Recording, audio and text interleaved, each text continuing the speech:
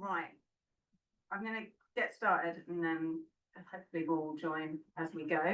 So welcome everybody to the end of SCLA Fund project seminar, which is going to be given by Rory Wilson from the 2021-2022 cohort.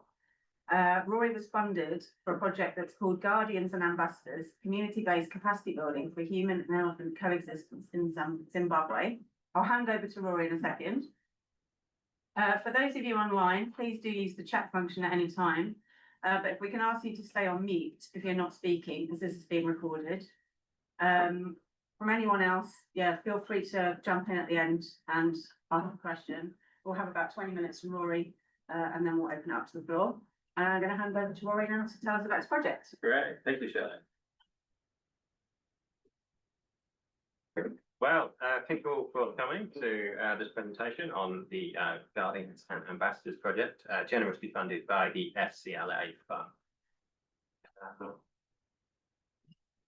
So a bit about me, for those of you who don't know me, I was from the MPhil class of 2022, and I am a public administrator of sorts by background, so not an ecologist, but I am a qualified safari guide, so I do know an elephant when I see one.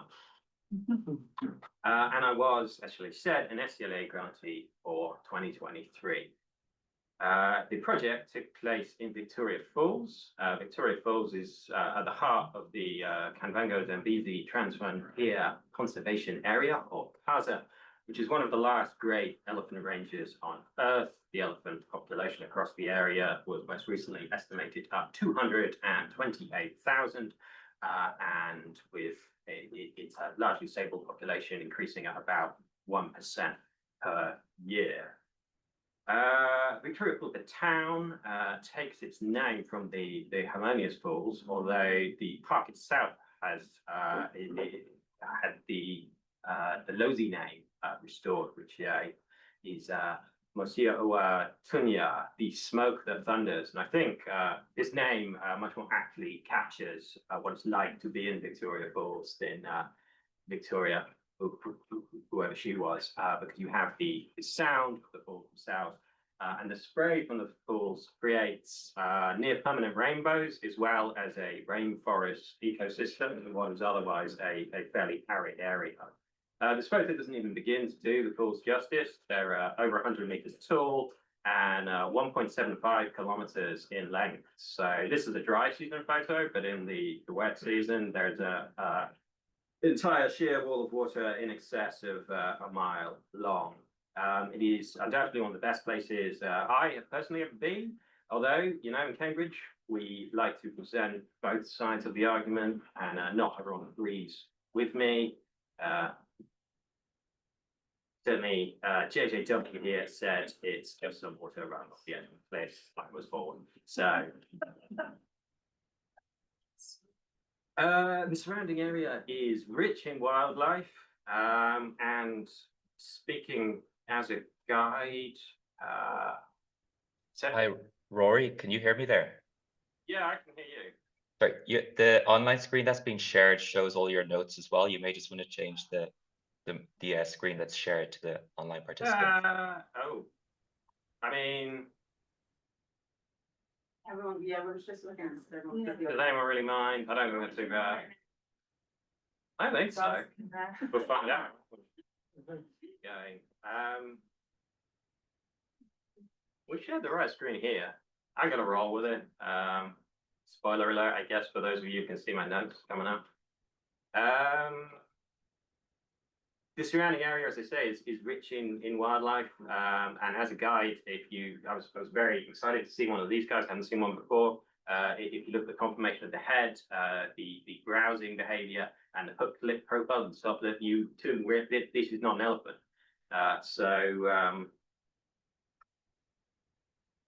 The large number of wildlife in the area supports a thriving wildlife tourism industry, where staying in a tent can exceed $2,000 a year.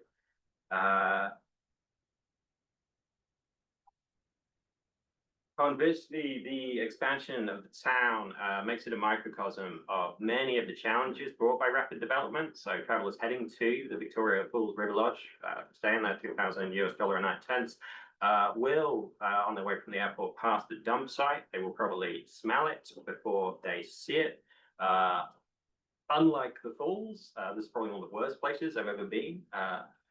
Lithium ion batteries that have been disposed of constantly reignite the dump, so it's perpetually on fire, while food waste attracts hyenas, baboons, vultures, and indeed elephants.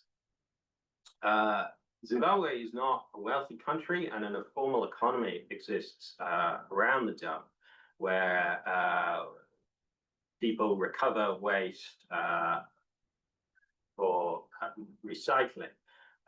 And the workers doing this, they will often demarcate an area of the dump where they're collecting particular products, some through metal, some through plastic.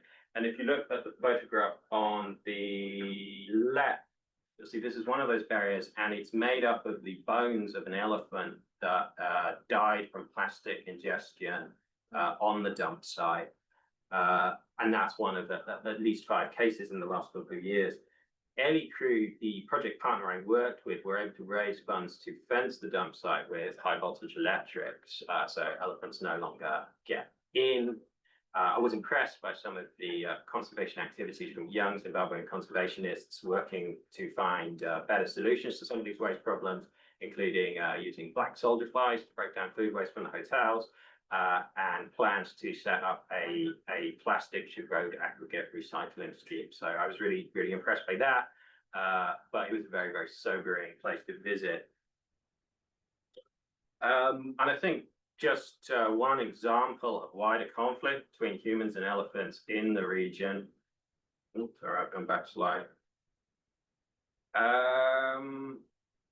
So there's growing human and elephant populations. And crop raiding by elephants is a significant problem for local communities, many of which are subsistence farmers.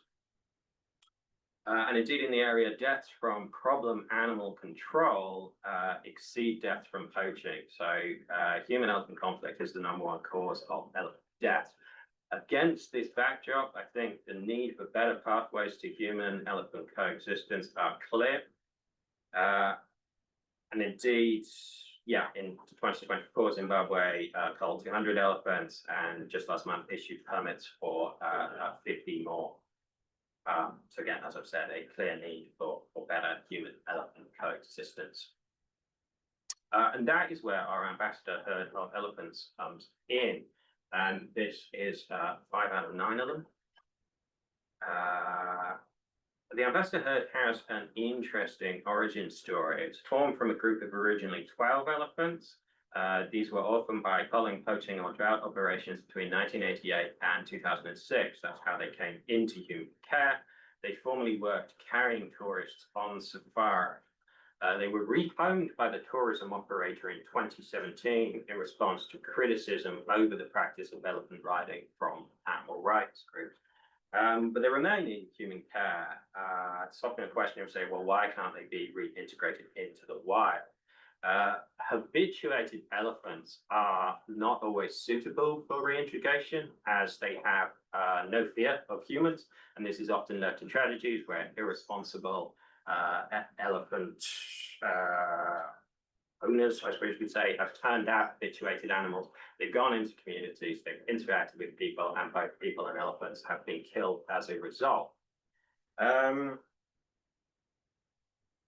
So when the elephants were rehomed, the trainers were retrained in cooperative handling methods, replacing traditional elephant handling methods such as use of the goad, which is the pointed stick with a hook on. And essentially, the training methods would be based on verbal instruction. But like I've just joined another meeting, and like he's on presenter mode as well. So it's just saying it's not just you. It's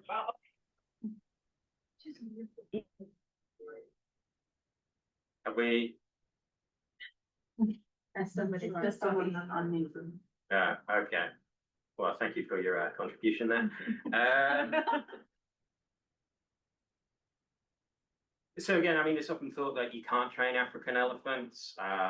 It's not true. It has been done historically. Hannibal did it with Carthaginian elephants, but no one really did it for about 2,000 years between that and more recently when Europeans came. Whereas in India and the Asian subcontinent, there's been a continuous tradition of working with and riding elephants. But elephants are extremely intelligent animals, and that means that you can work with them, but you can work with them in more than one way, and it doesn't have to be coercive. You can work with them cooperatively. And this was the new elephant handling regime implemented at LA Crew, and the elephants were moved into bomas overnight. This replaced the practice of ground time, which again is a traditional way of handling elephants.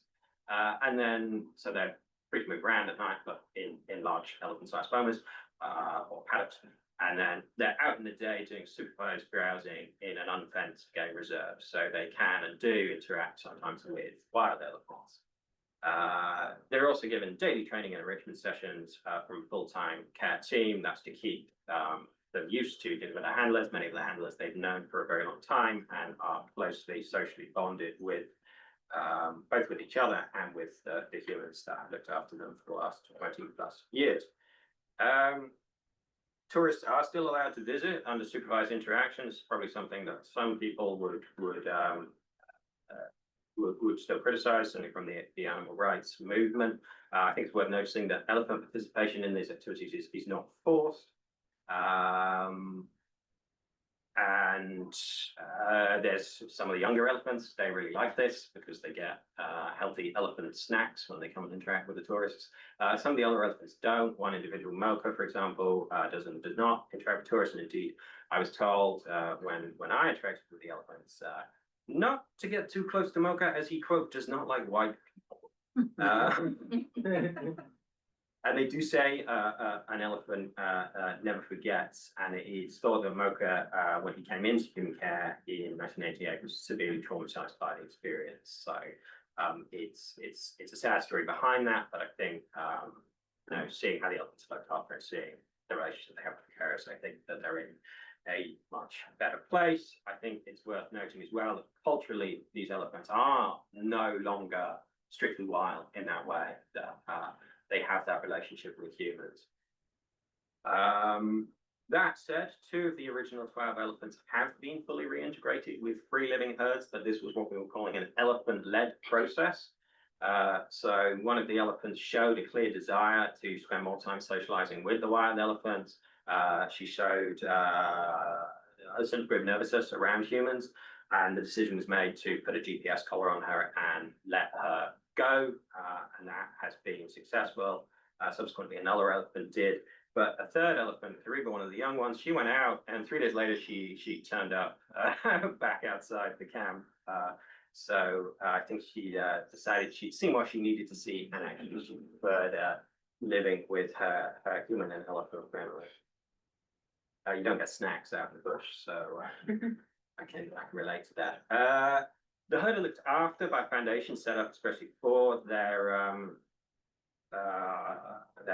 care. It was formerly known as the Zambezi Elephant Wildlife and Conservation Trust, or ZWACT, but it was more recently rebranded as LA Crew. This is an acronym for community, including community outreach activities. That was the type of activity that this project was based on.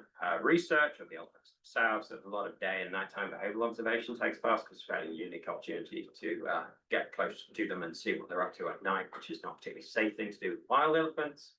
There's an education program, which is a school outreach program, so school children are invited to come and visit the elephants. We think this is really positive. It seems like it is. It's a hard one to monitor and evaluate, so you're probably not going to see the effects for 10, 15, 20 years. I mean, I don't think you can really tell exactly how that's going to play out, but certainly I think meeting an elephant for the first time is a fairly big deal for anyone, and if you do that as a kid, I don't know. I like to think that maybe we have some future conservationists from that program. And then, as I've said, there's the welfare side, which is the cooperative handling and the standards for elephants in the care that have been set for other elephants across the region. And that was initially very much the focus of LA Crew. It's now shifting more towards the community side.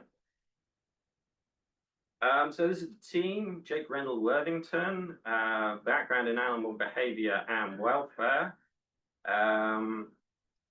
Learned large animals handling, I believe, from the circus. Led horseback safaris in Kenya, and he's the man you call when you need to rehome 12 elephants and cooperatively handle them. Not a lot of people have experience in both cooperative animal training and elephants, so he was, I think, installing solar panels when he got called up for one last job.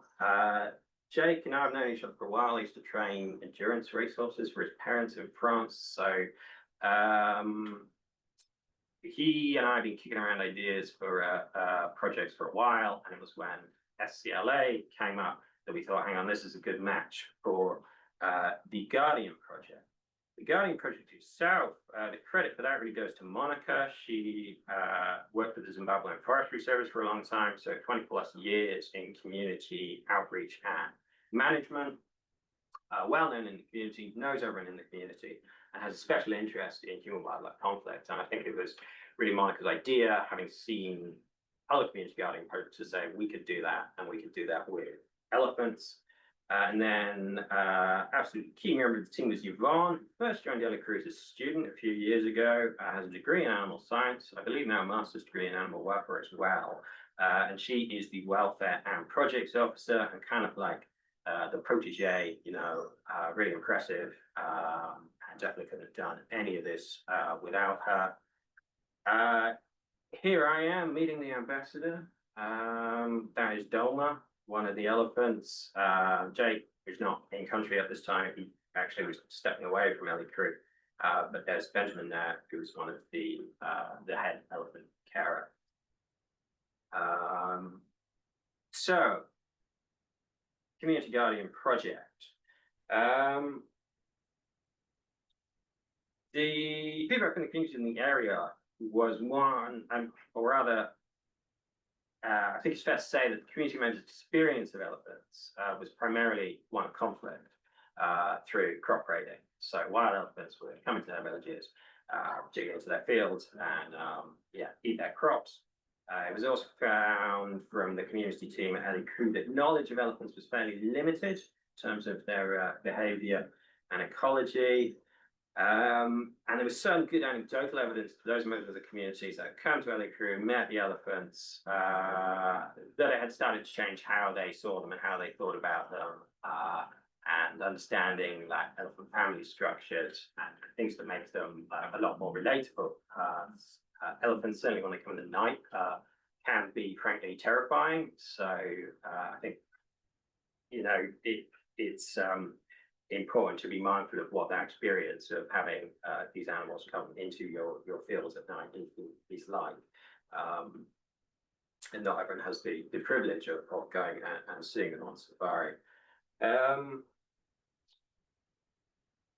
In the area, Wild Crew at the other place had run a successful community lion guardian program for some time, and the message from community-based guardian programs like this are that simple measures can work, and they can work very well, but they work best when adopted by the community itself. So it's all about going and putting up a new fence, but if there's no one there to maintain it, and if the purpose of it has not been adequately explained, it's not necessarily going to get maintained. Whereas something that the community take on themselves, it's found to be far more sustainable in the long term.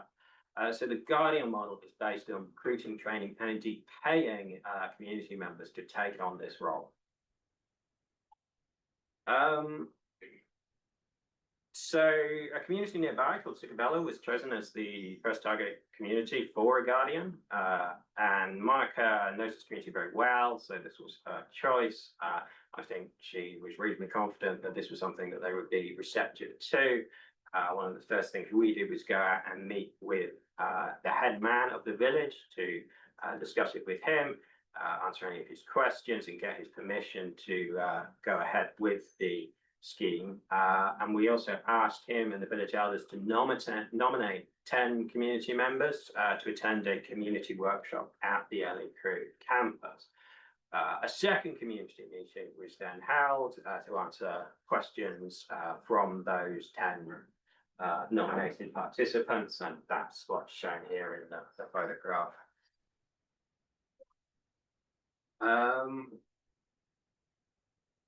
So we then held the community workshop. It was 3 days residential, and it included training on elephant behaviour, track and sign, and indeed elephant interaction managed by Ellie Crew. It also included training on community-based deterrent measures. This was mostly chili fences, which is when you take chili oil and you soak rags in it and tie it on wires.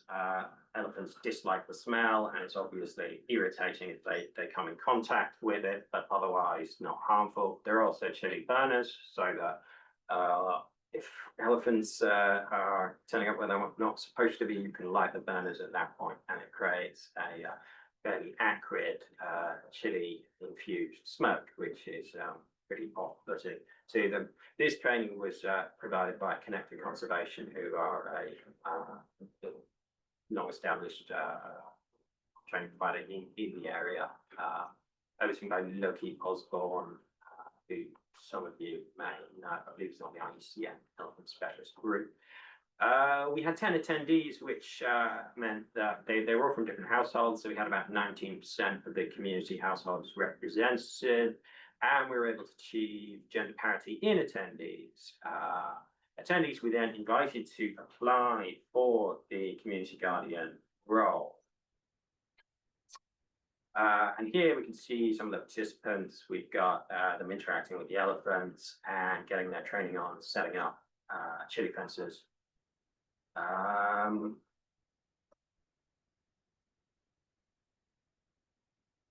And generally, feedback from the workshop was very positive. People really enjoyed it. We did do some surveys, which showed that we think it positively affected everyone's views on elephants. It was quite a small sample size, though, so it's hard to draw a definitive conclusion from that. Based on the workshop, Yvonne and then Melvin from Connected Conservation and the headman of the village met to consider the applications for the job of community guardian, and we were able to recruit Lycan Simbeda as our first community guardian, and here she is with Yvonne receiving some of the equipment that we paid for out of the project budget. So a uniform, backpack, phone with GPS for reporting sightings, torch, bicycle, solar charger, all of which were also made available for personal use. I think that was important to us, that you know, there was additional benefits from having things like a bicycle getting around. Also, the project included a data plan and a monthly salary. Generally, the community guardian project reception was very positive. We had this feedback from the headman saying that having a community guardian in our area has been really helpful. It feels good to know someone's helping us live safely with elephants. The community has also expressed interest in growing their own chili. Chili is a really important part of the deterrent measures, but it's also, if you plant the chili plants themselves around the edge of a maize field, that appears to have like a buffering deterrent effect on elephants. So enabling the community to grow their own chili would have a deterrent effect. It would make self-sufficient in deterrent measures, and it would also give them a cash crop in addition to subsistence.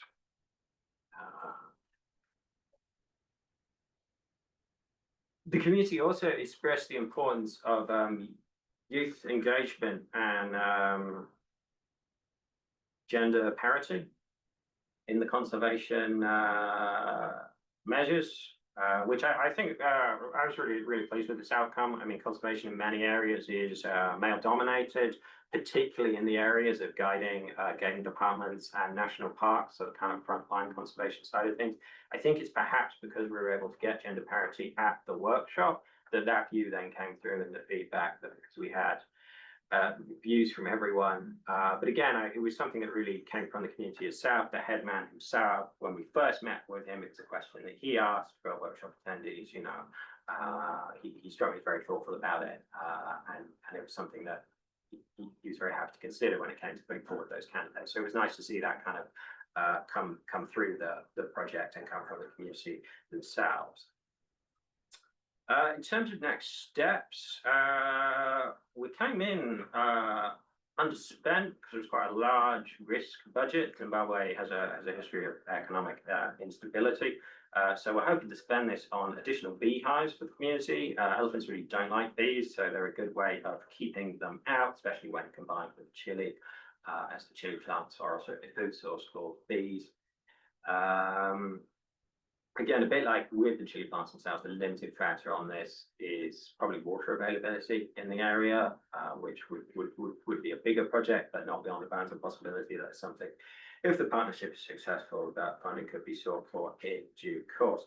The Guardian contract runs until the end of October 2025, but we are seeking funding to renew the Guardian contract for another year, run another workshop, and recruit Guardians for a second and third community. And again, this is a side benefit of this project that Yvonne is leading that work with me advising rather than me leading the work with Yvonne's input. So it's been a capacity building thing, but at Encourage they moved to being an increasingly capable conservation organisation. There's also a possibility of a black salt project, which as I referred to earlier is a waste disposal option with these flies. I mean, if there's questions about it, we can get into it. But otherwise, I think that covers the main points. So I'd just like to say again a special thank you to Robert and Edie Simpson for their generous funding of this project. And I'm very happy to take any questions.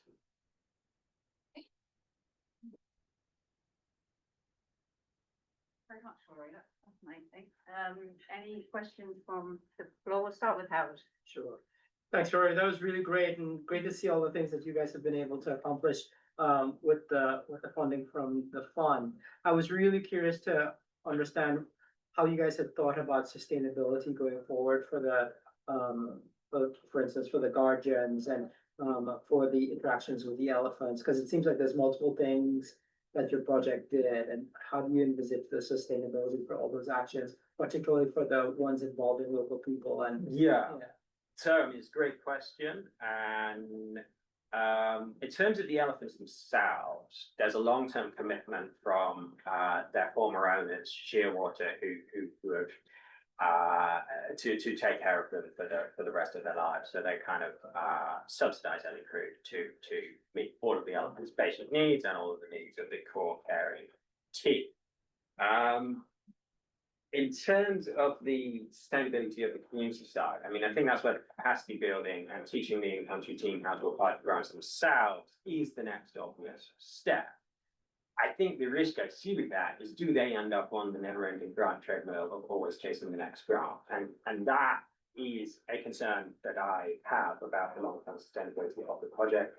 In terms of going beyond that horizon, I think the solution is what you want to get to is a point where you're pricing it into the overall side. That there is a Victoria Falls, because there's no shortage of money coming in. You know, as I've said, there are people paying more a night for a tent than is a salary for a community guardian at the local market rate. So I believe the money is there, and that is maybe the approach you want to take. I mean, then we get into is ecotourism sustainable, is wildlife tourism sustainable? And we're starting to get into questions that I feel increasingly are beyond my abilities to really answer, and perhaps beyond the time horizon that we're really working for. I think, it's maybe that we've set something up, but there are going to be many more challenges down the road to get to that point where we can say, well, this is running the south. So we'll find out. Yes. Yeah. Any more questions? Anyone online want to ask anything? Feel free to take yourself off mute. I mean, Howard basically asked what I was going to ask, but when the funding ends, I was thinking, what happens to those people that have been trained at? And I mean, are there already conversations with, say, some of the hotels to fund it going forward? Yeah. So I believe we could get a commitment to fund the current Guardian. I don't think we'd necessarily be able to expand the program with that additional grant support, but that's what we're applying for funding at the moment. but yeah, I think for Shearwater, they're one of the main tourism operators there. It's part of their sort of corporate social responsibility, really, as a major tourism operator, that they want to give back something to the community there. So I think that given the program is very successful, that's a commitment they would look to follow through on this. I don't think anyone wants to see, come in, promise things, and then it ends and go, right, there you go, let's do a community gardening scheme. We're off. So yeah, that's what you and I are working on at the moment. It hasn't been, we want to see, get our contract renewed. Any more? One for share.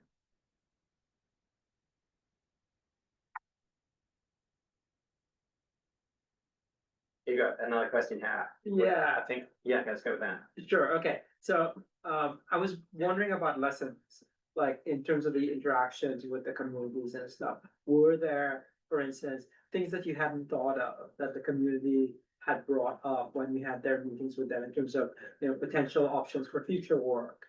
Were there insights that you got from that? Yeah, I think they were more forward looking maybe than I was. I sort of got really carefully, and they were like, actually, you should do youth engagement, and Yeah. this gender stuff's really important. Yes. We'd like another guardian. It's basically their ask. So Excellent. yeah, I think that's really positive. But yeah, perhaps I was overly cautious, and I thought how the community might receive it. But again, credit to Monica, she knows them really well, and I think that's why we went into Citadel at first. There is another community in the area, which is a potential one for Guardian. The relationship there is more challenging, as their current position is they believe that it's the Ellie crew elephants that are coming out and eating their crops at night. So there's obviously like a bit of an understanding gap as to where the problem is. So a bit of work to do on community relations in that case. Right, and Neighbour Susie has one on the chat. Sorry, Jane, it's just been sitting here for a second, so it's more of a leadership question. So from your experience with the challenges faced with elephants on the ground, what do you think the leadership should consider in tackling the problem? Experience.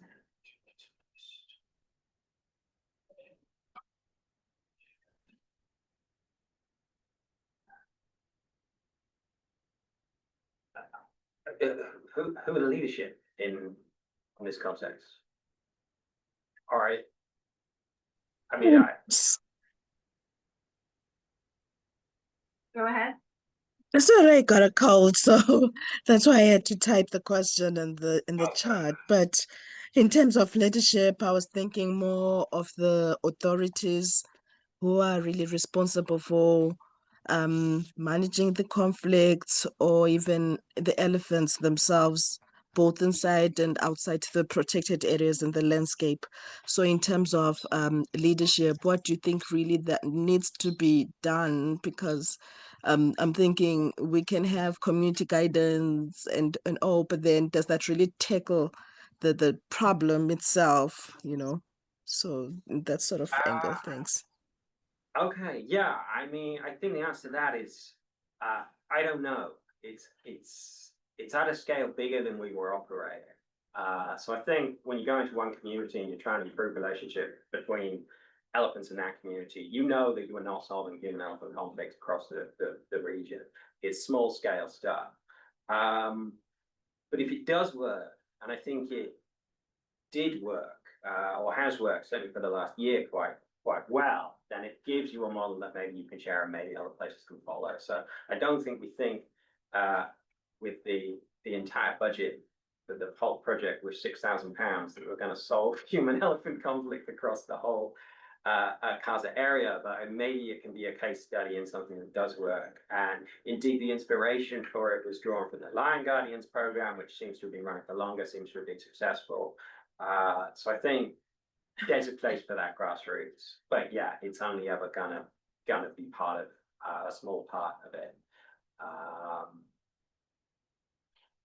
So yeah, I feel like maybe it's one for others to answer, but a really good question. Thank you. Jane, you had a question.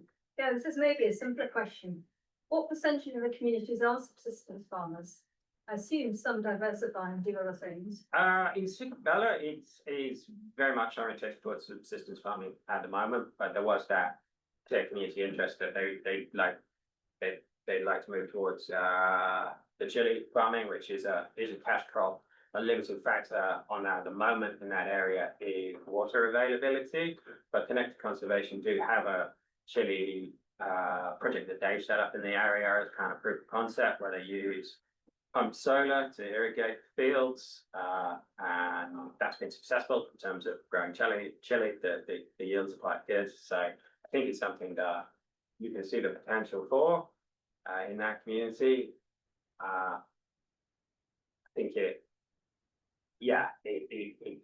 goes beyond maybe what I'm able to do. I feel like we were maybe just able to bring a few people together and start something. But I think that certainly any group that's in that building is the kind of thing that they might be able to take forward to support the community in developing that cash crop aspiration, which again is something that's coming from the community themselves they're interested in. The other thing is that again that's tied to the bee program as well, that sort of sits well alongside the chili thing. So the advantage of Victoria Falls as well is that potentially you've got a good local market for the products as well. With honey, that's something you can sell to tourists at great expense at the airport as elephant friendly. So in that particular area with that particular geography, I think there's the opportunity of the community doesn't necessarily apply a more broad scenario. Have the same opportunities, but yeah, we're kind of playing the hand with the out in terms of where the project is located. Thank you, Rory. It was a great presentation. So do you see any potential for scaling up this project or this kind of work? Yeah, it was one of the questions we got right at the beginning when the application was sent, was why was this actually not a bit bigger, a bit more ambitious? And I mean, I think partly that was my master strategy to get the funding, was to lowball all the competition, which worked. You know, I'm not the best, but I'm the cheapest. So a successful SCLA sit there for you all. And again, it was a bit of a pilot. You know, does this work? We didn't really know, and it seems like it has for this year. It's gone really well. So I think, well, now we're at the point where we can use it as a case to say, yes, this has worked well in this community. Maybe it doesn't work in every community, but we can make the case of saying, well, you know, the community has said they would like, there's another village just down the road, Sukabella A and B, and we went to A, but B have said we'd like a Guardian too, we'd like a workshop. So I think that's the obvious way to scale. And yeah, I do think it is scalable, certainly in the area surrounding where Elcrew are. Is it scalable beyond that? We're getting well outside my already like limited competence. So, but we'll see. I mean, as I say, this was inspired by the Lion Guardian program, and maybe it will develop over the next 20 years, and maybe people on this call have ideas about how they might do something similar somewhere else. We'll find out. Hey. Any more questions? No? Well, all it remains to be done is to thank Rory for a fantastic project and a fantastic seminar. We'll do a round of applause in a minute, but I just want to let any alumni on the call, watching the recording or in the room, know that the 5th round of the SCLA Fund is open. Applications close at 5 p.m. on the 8th of September. So do apply, do get in touch with me if you've got a project idea. Yeah, look forward to helping you shape those. Thanks again to Rory, and yeah, thanks. Thank you. It's been a real privilege to do this. Thanks, guys.